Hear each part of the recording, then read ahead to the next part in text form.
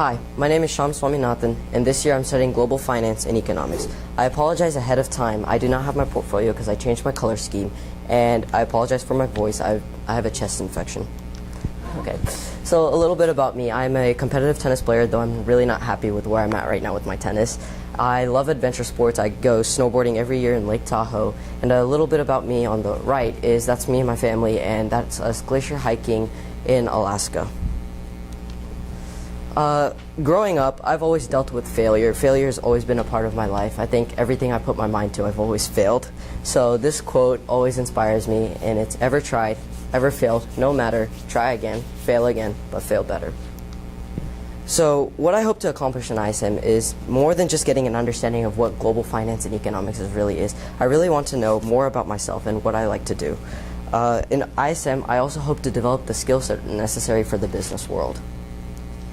So a little bit about global finance and economics is the global finance is basically the analysis about the financial success and economic success on a global scale. However, the economics aspect is more of product, service, and distribution within a large multinational corporation. Now, economics alone is just understanding the status of the economy in which the multinational corporation is located in. So for my research assessments, I incorporated two of the similar research assessments under Understanding Business with Financial Analysis. When I did these research assessments, however, I was not really sure of what I was trying to study. All I knew is that I wanted to do something in finance. So getting started early in finance, and success in finance incorporates what you can do to better yourself before you apply for jobs. Another thing that I took out of that assessment was starting early may decide the job qualifications that you can apply for.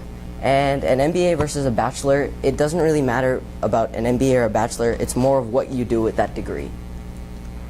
I studied more of what the skill set is required for finance to help me develop my own skill set, and the analytical skills that are required for finance. This is to improve this. The article spoke more about how I analyze everything that's happening around me. What's happening to my left, what's happening to my right, what's happening behind me, what's happening in front of me, what's happening above me, and what's happening below me.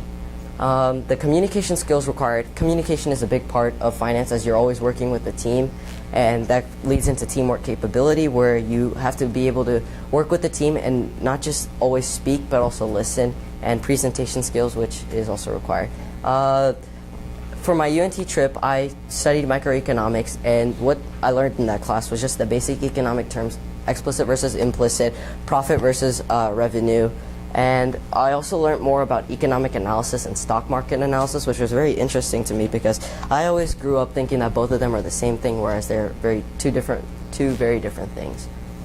So for my interviews, my first interview was with Mr. Michael Russell, and he's the CFO at Continental Wireless Inc., which is a telecommunications company that it's a very small business, but it's growing. And he spoke more to me about networking myself and developing my own skill set, and that means either speaking to more people, analyzing what's going on around the world, and he also taught me more about the strength behind a degree in accounting. And he stressed the importance, saying that even though he did not study accounting in college, he feels like if he went back and did accounting, he would have probably been much higher than where he is right now. And the importance of understanding multiple aspects in the business world. What he meant by this was there's more than just marketing, finance, and entrepreneurship. It's more of what's located within all three of those. Mr. Alan Zephyr, now this one was a very odd interview for me because it was 6 minutes and we were in and out. And he is the CFO of Financial Gravity Holdings Inc. Incorporated, which is more of a financial firm. And he spoke more to me about it doesn't matter where you go. He went to night school for 7 years, and he got his degree there. And he spoke about it doesn't matter really where you go, it just matters what you do there. He also told me that understand what I want to do before I go do it. So he says before you head to college, understand what you want to study and do not change your degree while you're at college. My third interview was with David Goldstein, and he was very interesting because it was probably one of the longest interviews I had. It was an hour and 52 minutes. He is the CFO of Kings Ranch Property as well as the board of directors at Beal Bank. As soon as he graduated from Wharton School of Business at age 22, he went to work under an internship under Andy Beal, the CEO of Beal Bank, And all Mr. David Goldstein did was praise and revere how much Andy Beal helped him get to where he is today. And he was very interesting to me because even though he had all this success in his life, he said that his financial net worth is not what money determines who he is. It says how he was successful in starting a family, how he was successful in making his company grow and prosper. And he even spoke about how he helped influence the people around him. And he spoke to me more about opportunities. He says when an opportunity presents itself, don't let it slip away. He told me about the growth of the economy as well as the financial assets that are being incorporated into America's financial world. He also stressed the importance of maintaining connections, and that was very interesting to me because I had lost touch with almost all of my interviews as soon as I had gotten my mentor, and he talked to me afterwards and said, you should be able to keep in touch with everybody you know because that'll help you be successful after college. And he helped me understand more of what I wanted to do because he told me that the key to success starts with failure, and that was really inspiring to me because being me, I've always dealt with failure. My fourth interview was with Mr. Ryan Snell, and he's the Director of Global Finance at Pizza Hut International Corporation. I selected him to be my mentor because he has a background in global finance, but his major was in economics, so I felt like he was the best suit for me, and he actually rejected me twice before he said yes, so that was very interesting. He spoke to me about an economist role versus a financial analyst role because going into that interview, I had mixed up the two, and I always thought that a financial economist was basically just a financial analyst and an economist put together, both their works put together. But they're actually two different things, as an economist studies more of economic and market trends, and a financial analyst studies the finances of a company. Developing skills and versatility in a business aspect. This was very different from what my other mentors or my other interviews told me, as developing skills and versatility, that those two things really don't go well. And what he meant by versatility was he wanted me to have an understanding in marketing and entrepreneurship and finance and economics. He wanted me to have all of this so that way when I apply for a job, I have that versatility and that opens me up to more jobs.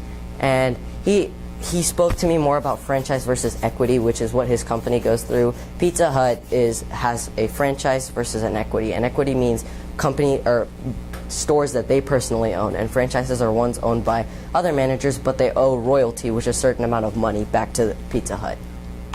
Mr. Michael Mines, I do not have a picture of him, but he is the CFO of Impartial Services Group, which is an auto industry, and he really influenced my original work.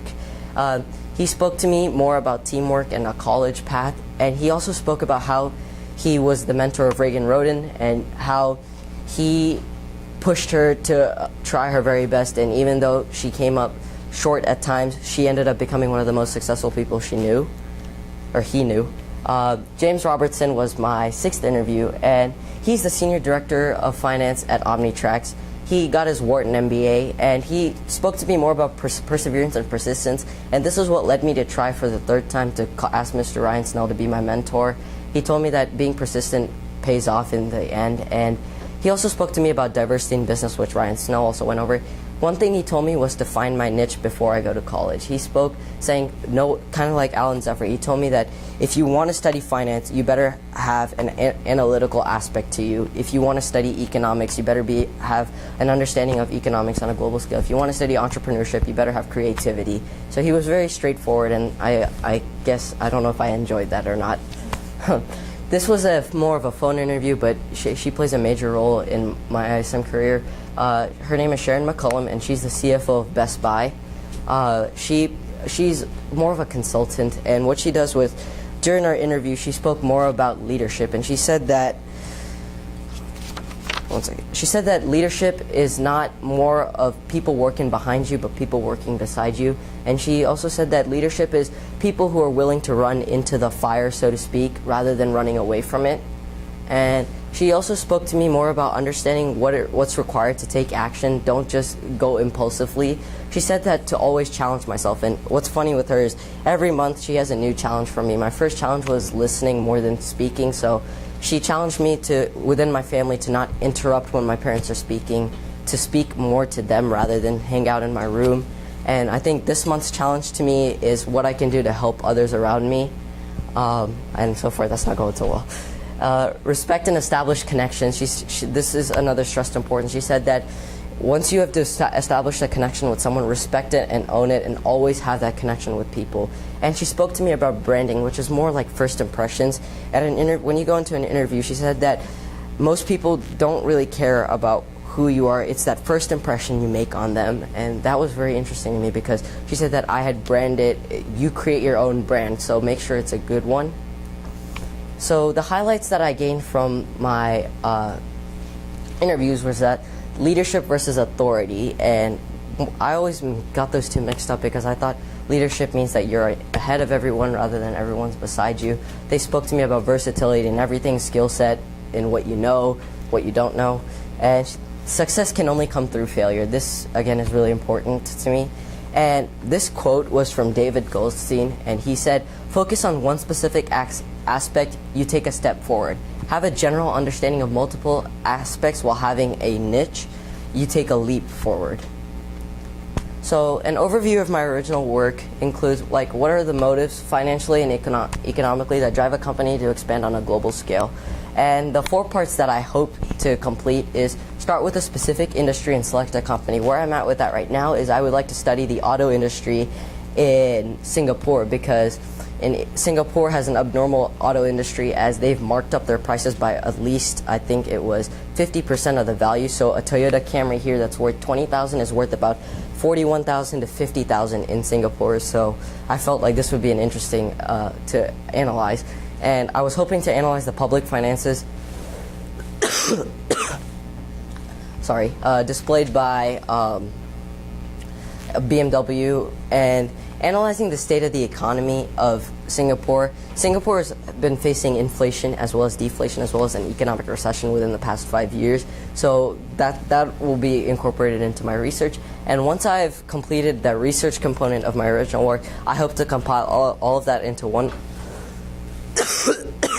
large outline that that states everything that I've researched. Thank you for your time, and